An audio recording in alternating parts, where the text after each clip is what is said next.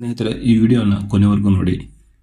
ಒಂದು ಒಳ್ಳೆ ಸಂದೇಶ ಸಿಕ್ಕಿದ್ರೆ ನೀವು ನಮ್ಮ ಚಾನಲ್ ಲೈಕ್ ಮಾಡಿ, ಸಬ್ಸ್ಕ್ರೈಬ್ ಮಾಡಿ, ಕಮೆಂಟ್ ಮಾಡಿ. ಧನ್ಯವಾದಗಳು. ನಮಸ್ಕಾರ ಸ್ನೇಹಿತರೆ. ಒಮ್ಮೆ ಯೋಚಿಸಿ, ನಿನ್ನನ್ನು ನೀನು ಕಾಪಾಡಿಕೋ ನಿನ್ನ ಸ್ವಂತ ಆಲೋಚನೆಗಳಿಂದ ಅಂತ ಒಬ್ಬರು ದೊಡ್ಡ ಮಹಾನ್ ವ್ಯಕ್ತಿಗಳು ಒಂದು ಮಾತು ಹೇಳಿದ್ರು. ಯಾಕೆ ಈ ಥರ ಹೇಳಿದ್ರು ಅಂತ ಅದನ್ನು ಇವತ್ತು ತಿಳ್ಕೊಳ್ಳೋಣ ಬನ್ನಿ. ನಿಮ್ಮ ಜೀವನವನ್ನು ಹಾಳು ಮಾಡುವ ಅತ್ಯಂತ ದೊಡ್ಡ ಶತ್ರು ಯಾರು ಗೊತ್ತಾ? ನಿಮ್ಮನ್ನು ದ್ವೇಷಿಸುವ ವ್ಯಕ್ತಿಯೇ ಅಲ್ಲ, ನಿಮ್ಮನ್ನು ವಿರೋಧಿಗಳೇ ಅಲ್ಲ, ಅಥವಾ ನಿಮ್ಮ ಅದೃಷ್ಟವೇ ಅಲ್ಲ. ನಿಮ್ಮ ಜೀವನವು ನಿಧಾನವಾಗಿ ನಾಶ ಮಾಡುವ ಅತ್ಯಂತ ದೊಡ್ಡ ಶತ್ರು ನಿಮ್ಮ ಮನೆ ಹೊರಗೂ ಇಲ್ಲ, ನಿಮ್ಮ ಸುತ್ತಮುತ್ತಲೂ ಇಲ್ಲ. ಪ್ರತಿದಿನ ಅವನು ನಿಮಗೆ ಒಂದು ಮಾತು ಹೇಳ್ತಿರ್ತಾನೆ. ಅವನು ಯಾರು ಗೊತ್ತಾ? ಅವನು ನಿಮ್ಮ ಮನಸ್ಸಿನೊಳಗೆ ಇರುತ್ತಾನೆ. ಅವನೇ ಯಾವಾಗಲೂ ನಿನಗೆ ಈ ಮಾತನ್ನು ಹೇಳ್ತಾ ಇರ್ತಾನೆ. ನೀನು ಸಾಕಷ್ಟು ಒಳ್ಳೆಯನಲ್ಲ, ನಿನಗೆ ಇದು ಸಾಧ್ಯವಿಲ್ಲ, ಇತರರು ನೆಗುತ್ತಾರೆ, ನಾಳೆಯಿಂದ ಆರಂಭ ಮಾಡು, ಮಾಡಿದ್ರೆ ಆಯಿತು ಬಿಡು ಅನ್ನುವಂಥ ಮಾತುಗಳನ್ನ ಹೇಳ್ತಾ ಇರ್ತಾನಲ್ಲ. ಆ ಹೇಳುವ ಧ್ವನಿ, ಅದನ್ನು ನೀವು ಸೋಲಿಸದಿದ್ದರೆ ಅದು ನಿಮ್ಮ ಕನಸುಗಳನ್ನು ಸೋಲಿಸುತ್ತದೆ. ಇಂದು ನಾವು ಈ ಅಜ್ಞಾತ ಶತ್ರುವಿನ ಬಗ್ಗೆ ತಿಳಿದುಕೊಳ್ಳೋಣ ಬನ್ನಿ ಸ್ನೇಹಿತರೆ. ಮನಸ್ಸು ಸ್ನೇಹಿತನ ಅಥವಾ ಶತ್ರುನ? ಒಬ್ಬ ರಾಜನಿಗೆ ವಿಶ್ವದ ಅತ್ಯಂತ ಬಲವಾದ ಕೋಟೆ ಇತ್ತು. ಆ ಕೋಟೆಗೆ ಗೋಡೆಗಳ ಯಾರೋ ಒಡೆಯಲು ಸಾಧ್ಯವಿರಲಿಲ್ಲ. ಒಂದು ದಿನ ರಾಜನು ತನ್ನ ಜ್ಞಾನಿ ಗುರುಗಳಿನ ಬಳಿ ಕೇಳಿದನು, ಈ ಕೋಟೆಯನ್ನು ಯಾರಾದರೂ ಗೆಲ್ಲಬಹುದೇ? ಗುರು ನಗುತ್ತಾ ಹೇಳಿದರು, ಹೊರಗಿನಿಂದ ಅಲ್ಲ, ಒಳಗಿನಿಂದ ಬರುವ ವ್ಯಕ್ತಿ ಬಾಗಿಲು ತೆರೆದರೆ ಮಾತ್ರ ಅಂತ ಹೇಳಿದರು. ರಾಜನಿಗೆ ಆ ಮಾತು ಅರ್ಥವಾಗಲಿಲ್ಲ.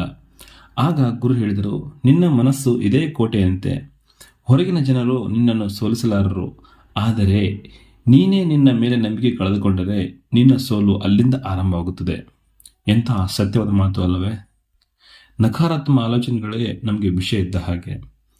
ಒಂದ್ಸಾರಿ ಒಬ್ಬ ವ್ಯಕ್ತಿ ಪ್ರತಿದಿನ ಕನ್ನಡಿ ಮುಂದೆ ನಿಂತು ಹೇಳುತ್ತಿದ್ದನು, ನನಗೆ ಆಗುವುದಿಲ್ಲ, ನನ್ನ ಅದೃಷ್ಟ ಏನ, ನನ್ನ ಜೀವನದಲ್ಲಿ ಏನೂ ಬದಲಾಗುವುದಿಲ್ಲ. ದಿನಗಳು ಕಳೆದವು, ವರ್ಷಗಳೇ ಕಳೆದವು. ಆತನ ಜೀವನವು ಅದೇ ರೀತಿ ಉಳಿಯಿತು. ಏಕೆ ಗೊತ್ತಾ? ಏಕೆಂದರೆ ನಮ್ಮ ಮೆದುಳು ನಾವು ಮತ್ತೆ ಮತ್ತೆ ಹೇಳುವ ಮಾತುಗಳನ್ನು ನಂಬಲು ಪ್ರಾರಂಭಿಸುತ್ತದೆ. ನೀವು ಪ್ರತಿದಿನ ಭಯವನ್ನು ಆಹಾರವಾಗಿ ಕೊಟ್ಟರೆ ಧೈರ್ಯ ಹೇಗೆ ಬೆಳೆಯುತ್ತದೆ? ನೀವು ಪ್ರತಿದಿನ ಸೋಲಿನ ಬಗ್ಗೆ ಯೋಚಿಸಿದರೆ ಗೆಲುವಿನ ದಾರಿ ಹೇಗೆ ಕಾಣಿಸುತ್ತದೆ? ನಮ್ಮ ಆಲೋಚನೆಗಳು ನಮ್ಮ ಭವಿಷ್ಯವನ್ನು ರೂಪಿಸುತ್ತವೆ. ಮನಸ್ಸಿಗೆ ಕಾವಲುಗಾರ ಯಾರು? ಒಂದು ನಗರದ ರಕ್ಷಣೆಗೆ ಬಾಗಿಲಿಗೆ ಬಳಿ ಕಾವಲುಗಾರ ಇರುತ್ತಾನೆ. ಯಾರನ್ನು ಒಳಗಡೆ ಬಿಡಬೇಕು, ಯಾರನ್ನು ತಡೆಯಬೇಕು ಅವನೇ ನಿರ್ಧರಿಸುತ್ತಾನೆ. ಹಾಗೆಯೇ ನಿಮ್ಮ ಮನಸ್ಸಿಗೆ ಒಬ್ಬ ಕಾವಲುಗಾರ ಬೇಕು. ಆ ಕಾವಲುಗಾರ ನೀವೇ. ಯಾರಾದರೂ ನಿಮ್ಮನ್ನು ಅವಮಾನಿಸಿದರೆ ಅದನ್ನು ಮನಸ್ಸಿನಲ್ಲಿ ಶಾಶ್ವತವಾಗಿ ಉಳಿಬೇಕಾ ಅಥವಾ ಬಿಡಬೇಕಾ ಅನ್ನೋ ನಿರ್ಧಾರ ನಿಮ್ಮ ಮೇಲಿರುತ್ತದೆ. ಪ್ರತಿ ಆಲೋಚನೆಯು ನಿಮ್ಮ ಮನಸ್ಸಿನ ಬಾಗಿಲು ತೆರೆಯಬೇಡಿ. ಕೆಲವು ಆಲೋಚನೆಗಳನ್ನು ಹೊರಗೆ ಬಿಟ್ಟು ಬಿಡಿ. ಮನಸ್ಸನ್ನು ಬಲಪಡಿಸುವ 4 ಅಭ್ಯಾಸಗಳು ಯಾವ ಗೊತ್ತೇ ಸ್ನೇಹಿತರೆ? ಮೊದಲನೆಯದು, ಪ್ರತಿದಿನ ಕೆಲವು ನಿಮಿಷ ಧ್ಯಾನ ಮಾಡಿ. 2 ನಿಮಿಷ ಒಳ್ಳೆಯ ಬುಕ್ಗಳನ್ನು ಓದಿ. 3ನೇದು, ನಿಮ್ಮ ಗುರಿಯನ್ನು ಪ್ರತಿದಿನ ನೆನಪಿಸಿಕೊಳ್ಳಿ. 4ನೇದು, ನಿಮ್ಮನ್ನು ಪ್ರೇರೇಪಿಸುವ ಜನರ ಜೊತೆ ಹೆಚ್ಚು ಸಮಯ ಕಳೆಯಿರಿ. ಈ 4 ಅಭ್ಯಾಸಗಳನ್ನು ನಿಮ್ಮ ಮನಸ್ಸಿಗೆ ಕವಚದಂತೆ ಕೆಲಸ ಮಾಡುತ್ತವೆ. ಇನ್ಮೇಲೆ ಕೊನೆಯ ಸಂದೇಶ ಏನಪ್ಪಾ ಅಂತಂದ್ರೆ, ನೆನಪಿಟ್ಕೊಳ್ಳಿ, ಜೀವನವನ್ನು ಬದಲಾಯಿಸುವ ಶಕ್ತಿ ಹೊರಗಿಲ್ಲ, ಅದು ನಿಮ್ಮೊಳಗಿದೆ. ನಿಮ್ಮ ಆಲೋಚನೆಗಳನ್ನು ನೀವು ನಿಯಂತ್ರಿಸಿದರೆ ನಿಮ್ಮ ನಿರ್ಧಾರಗಳು ಬದಲಾಗುತ್ತವೆ. ನಿರ್ಧಾರಗಳು ಬದಲಾದರೆ ನಿಮ್ಮ ಅಭ್ಯಾಸಗಳು ಬದಲಾಗುತ್ತವೆ. ಅಭ್ಯಾಸಗಳು ಬದಲಾದರೆ ನಿಮ್ಮ ಭವಿಷ್ಯವೇ ಬದಲಾಗುತ್ತದೆ. ಹಿಂದೆ ಒಂದು ವಾಕ್ಯವನ್ನು ನಿಮ್ಮ ಮನಸ್ಸಿನಲ್ಲಿ ಬರೆಯಿರಿ. ನನ್ನ ಮನಸ್ಸಿನ ಕಾವಲುಗಾರ ನಾನೇ.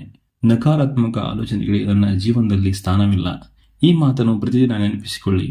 ಒಂದು ದಿನ ನೀವು ನಿಮ್ಮ ಜೀವನದಲ್ಲಿ ಹಿಂದೆ ತಿರುಗಿ ನೋಡಿದಾಗ ನಿಮ್ಮನ್ನು ಉಳಿಸಿದ್ದು ಪರಿಸ್ಥಿತಿ ಅಲ್ಲ, ನಿಮ್ಮ ಆಲೋಚನೆಗಳನ್ನು ಕಾಪಾಡಿಕೊಂಡು ನಿಮ್ಮ ನಿರ್ಧಾರ ಎಂದು ಅರ್ಥವಾಗುತ್ತದೆ. ಧನ್ಯವಾದಗಳು ಸ್ನೇಹಿತರೆ.